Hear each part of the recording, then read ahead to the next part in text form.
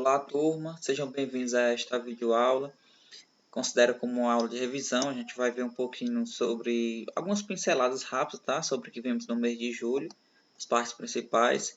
Hoje vamos trabalhar com o Encontro Internacional pela Paz. Pode acompanhar esse assunto também no seu livro. E a agenda, gente, ó, muita atenção, não tem uma atividade específica para se fazer. Você vai conferir o que você já fez no Classroom, confere todas as suas agendas, caso esteja faltando alguma, pega lá no grupo, porque toda segunda-feira a Nájila posta, né, são as agendas, e se tiver faltando realmente muita atividade que você possa aproveitar nessa semana para fazer uma parte, para não ficar mais atrasado ainda. Não estou dizendo que estejam todos atrasados, né? Mas algumas pessoas tiveram alguns problemas técnicos e isso acabou prejudicando. Então, essa semana você vai fazer isso, ao menos nessa disciplina de inglês, de religião, talvez de inglês também, ou outros, né? Não sei como é que está aí nas suas disciplinas. Você possa tirar esse tempinho para fazer isso, porque é o meu conselho para essa semana, tá? E assim você não vai ficar tão atrasado, não vai perder tanta coisa.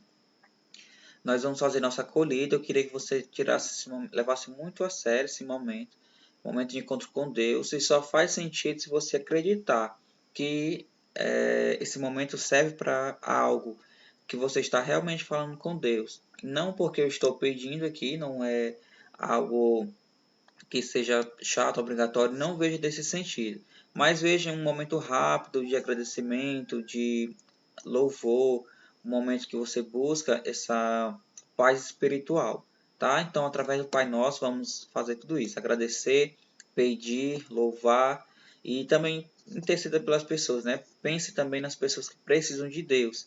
E se você puder partilhar o amor de Deus, você vai usar as redes sociais para isso, para dizer que Ele é bom, que você o ama, que não existe nada melhor do que Deus, né? Nada nem ninguém. E assim você está evangelizando, você está cumprindo a sua missão, tá bom? Pai nosso que estais no céu, santificado seja o vosso nome. Venha a nós o vosso reino, seja feita a vossa vontade, assim na terra como no céu. O pão nosso de cada dia nos dai hoje, perdoai as nossas ofensas, assim como nós perdoamos a quem nos tem ofendido, e não nos deixeis cair em tentação, mas livrai-nos do mal. Amém. Ó minha Senhora, ó minha Mãe, eu me ofereço todo a vós, e em prova da minha devoção para convosco, eu vos consagro neste dia os meus olhos, os meus ouvidos, a minha boca, o meu coração, e inteiramente todo o meu ser, porque assim sou vosso, ó incomparável Mãe. Guardai-me e defendei-me como filho de propriedade vossa. Amém. Ó, você pode, na página 78 tem um pouco sobre esse encontro, não está exatamente assim com essas palavras, tem outras palavras, tem até um sentido mais profundo, mas eu queria que vocês prestem atenção aqui, porque é um complemento, tá? Bem simplesinho. Esse encontro internacional pela paz. O encontro internacional em Assis, Itália, que é o lugar de São Francisco de Assis, né? Por isso tem esse nome, São Francisco de Assis, em 2016, organizado pela comunidade de San Legitio, pela Diocese das cidades da região da Úmbria e pelos franciscanos, teve como tema Sede de Paz, Religiões e Culturas em Diálogo. Nesse ano, o evento também teve o intuito de celebrar os 30 anos do primeiro encontro, promovido pelo Papa João Paulo II, que reuniu líderes religiosos do mundo para promover a paz por meio do diálogo. No primeiro encontro participaram um pouco mais de 100 líderes. Em 2016 foram mais de 500 representantes de muitas tradições religiosas do mundo, unidos em oração por paz e justiça.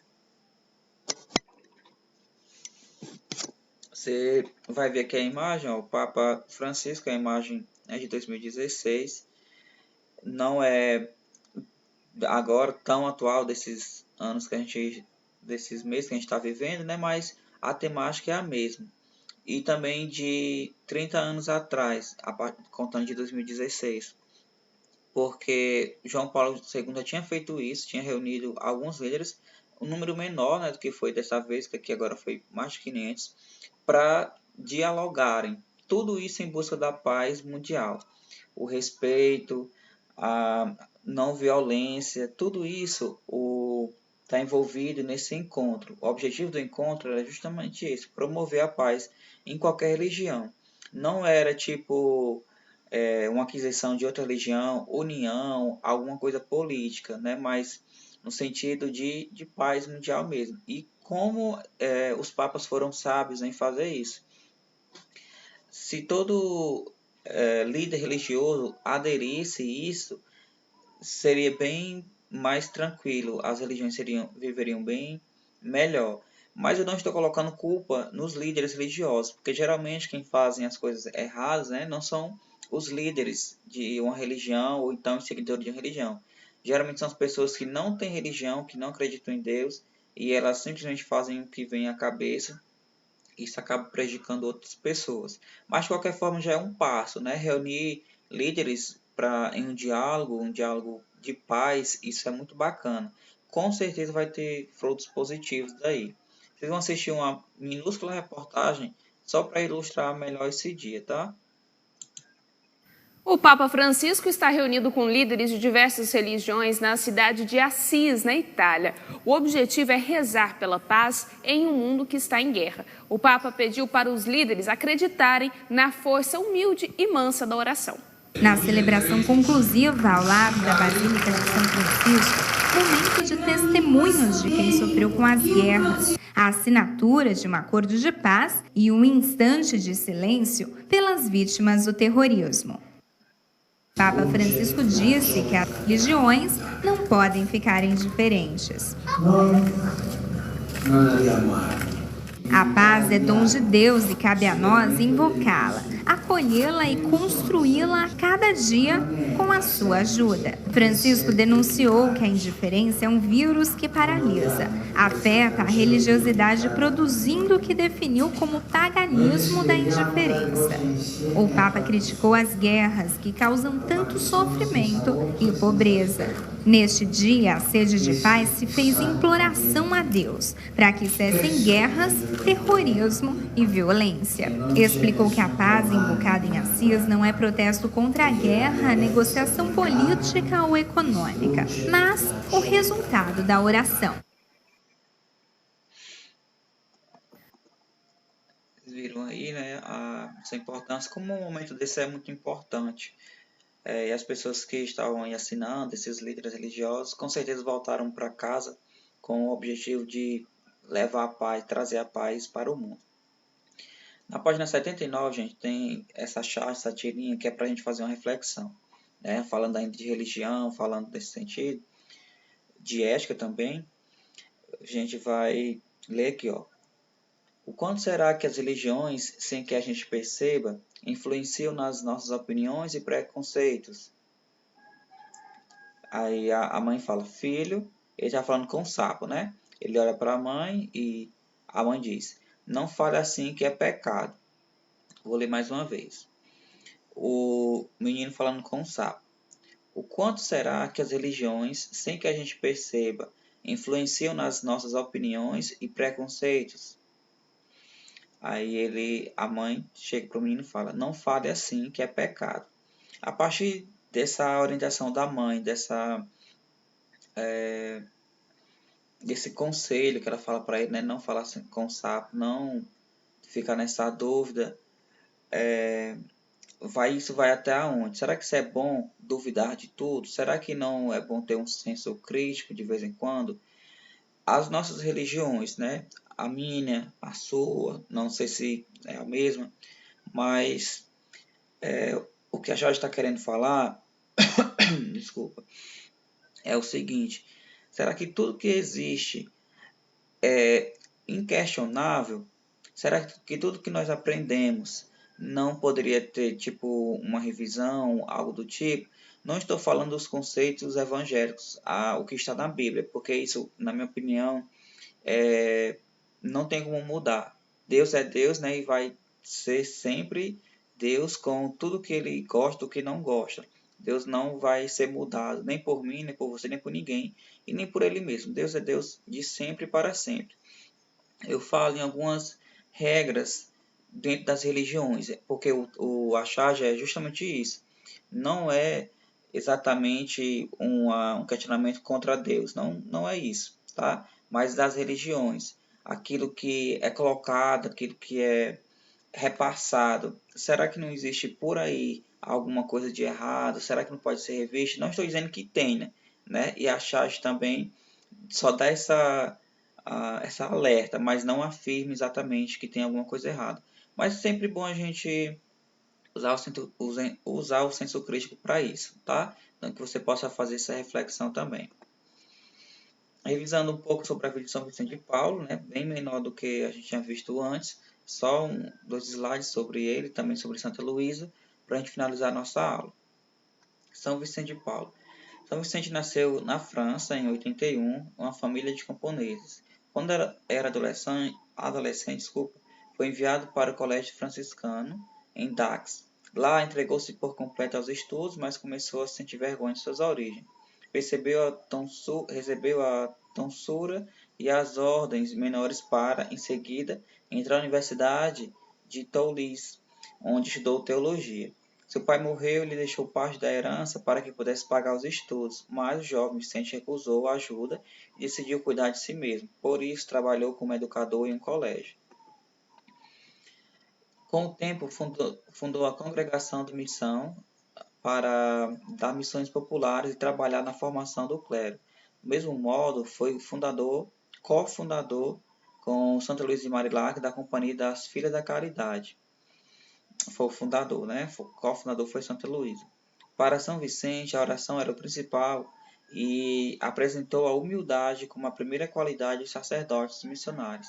Sempre buscou a paz e a atenção aos necessitados, mesmo em meio às guerras do seu tempo, tornando-se conselheiro de governantes e verdadeiro amigo dos necessitados. Partiu para a casa do pai em 27 de setembro de 1660. É onde acontece a festa de São Vicente, né? 27 de setembro. Pouco antes das 4 da manhã, a hora que costumava se levantar para servir a Deus e aos pobres. Os três grandes feitos de Vicente. Em 1617, ele fundou as Confrarias da Caridade, também conhecido como Damas da Caridade, hoje conhecidos como AIC. Em 1625, a Congregação das Missões, Padre da Missão, também conhecido como por Padres Lazaristas. Tá? Ele, como você lembra, né, eu falei, era vários padres em missão nas aldeias, nos povoados, juntamente com São Vicente de Paulo. E 1633, uma das mais importantes e que mexe com a gente, né, assim, nos interessa, foram as Filhas da Caridade, fundação assumida conjuntamente com Santa Luísa de Marilac. Um pouco sobre ela, tá? Sobre Santa Luísa. Ela nasceu 12 de agosto de 1591, filha natural de mãe desconhecida, por conseguinte, sofreu as consequências disso. Falta de um lar carinhoso, desprezo dos parentes, naturalmente muitos conflitos afetivos. Era de constituição frágil, de baixa estatura, magra, nariz afilado, olhos expressivos, boca pequena. Dotada de grande capacidade intelectual e vontade energética. Era muito sensível e inclinada à timidez, à insegurança, minuciosa, perfeccionista, muito aberta às coisas de Deus e do próximo. Em tenra idade, seu pai, Luís de Marilac, colocou-a no convento de Pois, onde recebeu uma esmerada educação. Aí permaneceu enquanto ele viveu. Depois foi morar numa pensão familiar. Ali ele adquiriu conhecimentos para a vida prática, como cozinhar, costurar, bordar, senso de responsabilidade e organização, enquanto que sua permanência no convento de Pois proporcionou-lhe uma grande bagagem de piedade, de convivência e instrução, de ciência e instrução, uma educação de elite. Desculpa. Em 1613, casa-se com Antônio Legras, matrimônio combinado, entre aspas, como era de costume na época. Nesse casamento, nasceu-lhe um filho que recebeu o nome de Miguel, em homenagem a seu tio. Luísa foi fiel e dedicada ao esposo, sendo também muito mãe carinhosa, uma supermãe, prejudicando assim a educação do filho. Entre aspas, né, se prejudicando, porque não no sentido nem negativo, não. É tipo um supermãe que ela é muito cuidadosa, que acaba que prendendo a opinião da própria pessoa, do próprio filho, né? Ela quis viver a vida dele meio que por muita segurança, por muitos cuidados. Então ele teve essa meio que liberdade privada, né? Por isso, é nesse sentido que fala isso. Desculpa. De 21 a 22, Antônio Legrais contraiu uma moléstia que afetou até seu comportamento. Luísa foi boníssima para com ele. Entretanto, grandes escrúpulos e dúvidas invadiam sua alma e ela chega a pensar ser vítima de castigo de Deus. Sente-se rejeitada por todos, mesmo o próprio Deus.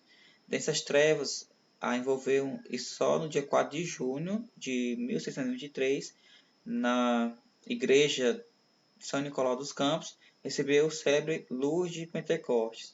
Liberta-se então de suas penas e incertezas e começa a descobrir ainda que não muito claramente os planos divinos a seu respeito.